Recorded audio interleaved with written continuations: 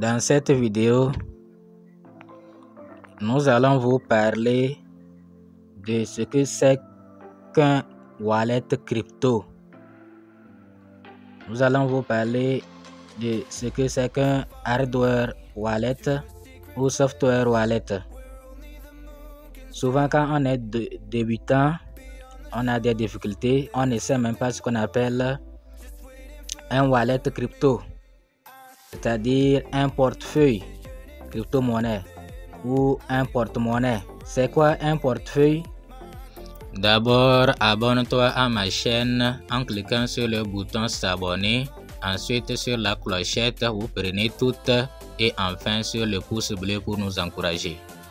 C'est comme un porte-monnaie physique. C'est comme un portefeuille. C'est un outil en crypto-monnaie qui permet de stocker, d'envoyer, de recevoir les crypto-monnaies. Donc, c'est comme votre porte-monnaie. Lorsque vous gagnez l'argent, vous mettez dans votre porte-monnaie. Lorsque l'argent est dans votre porte-monnaie, vous pouvez le faire sortir et acheter ce que vous voulez. Donc, vous voyez, non? Vous pouvez le garder là-bas. Lorsque vous aurez besoin de lui, vous allez l'utiliser pour vos besoins.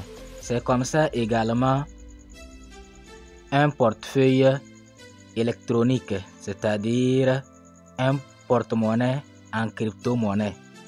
C'est comme ça, vous allez pouvoir garder vos crypto-monnaies.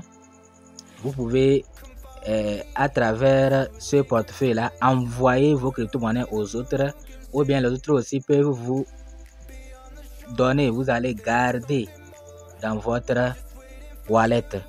En anglais, on dit wallet, mais c'est en français, on dit portefeuille. Vous voyez, non?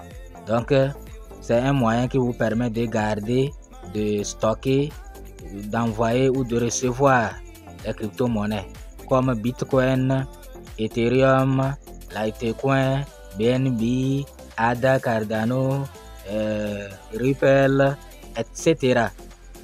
Donc, sinon, le portefeuille électronique fonctionne également comme un portefeuille traditionnel. Mais ici, c'est version numérique, quoi. Vous voyez, non? Donc, contrairement à un compte bancaire, un wallet crypto n'est pas détenu par une entité centrale, comme une banque. Vous voyez, non? Un wallet n'est pas détenu par quelqu'un, le gouvernement, par exemple, ne peut pas mettre la main sur votre portefeuille. Or, votre compte bancaire ne vous appartient pas. Si votre tête ne plaît pas à votre gouvernement, à vos dirigeants, ils peuvent un bon matin bloquer votre compte. Le portefeuille électronique, vous avez le contrôle total de votre porte-monnaie. Vous voyez, non?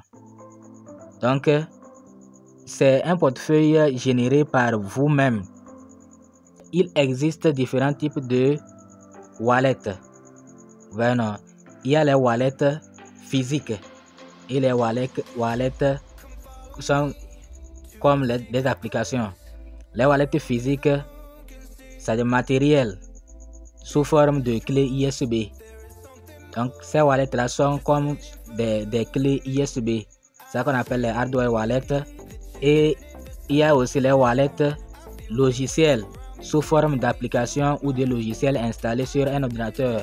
Ou bien ça peut être aussi sur un Android ou bien un iPhone, etc.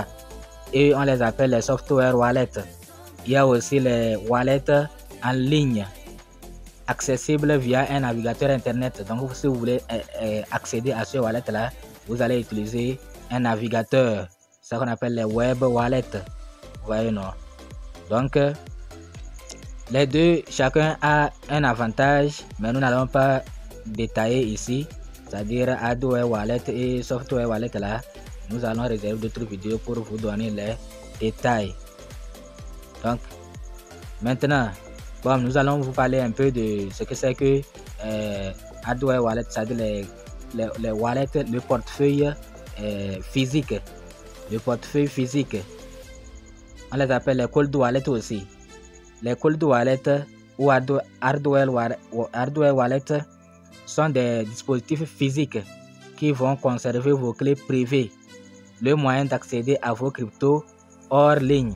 Donc, hors ligne, vous pouvez accéder à vos cryptos. Or, quand vous prenez les autres, il faut d'abord être connecté.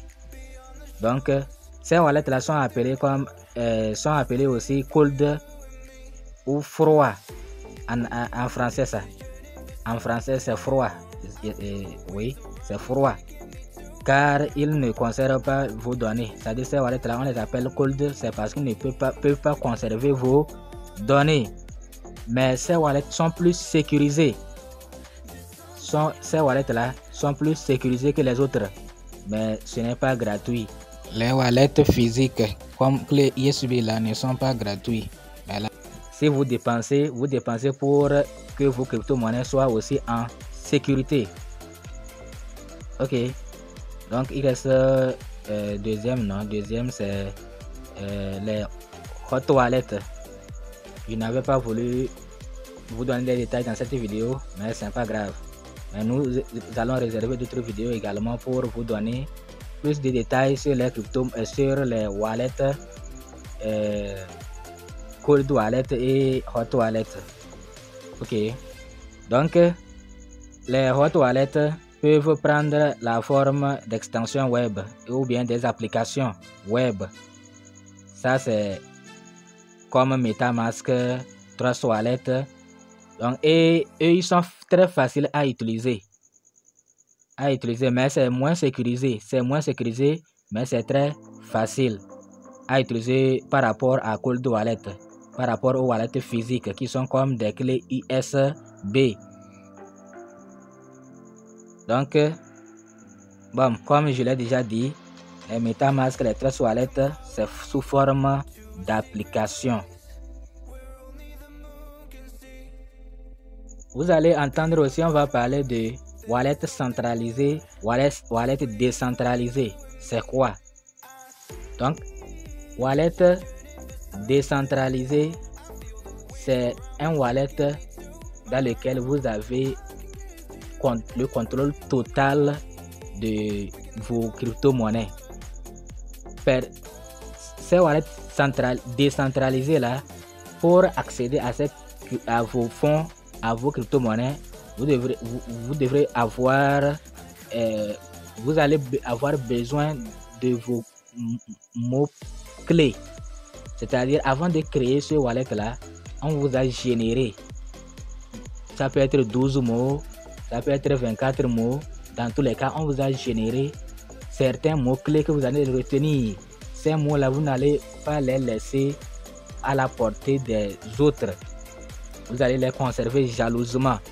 Si vous laissez quelqu'un avoir ces mots, vous montrez ces mots-là à quelqu'un, il va avoir aussi le contrôle de vos fonds. Il peut vider. C'est comme vous montrer, vous pouvez vider, les hackers peuvent vider vos fonds.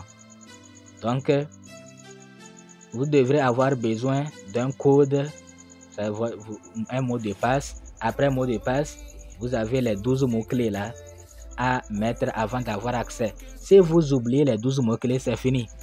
Même si vous avez 1 milliard sur votre compte, c'est fini. Personne ne peut vous aider à récupérer vos fonds.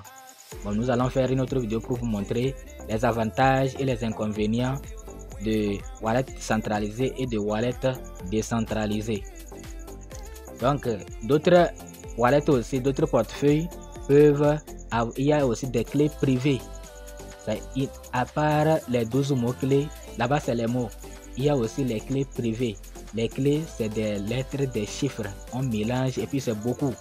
Et vous allez retenir ça. C'est ça qui va vous permettre aussi d'avoir accès à vos fonds. Voilà. Maintenant, wallet centralisé, c'est comme votre compte bancaire à la banque.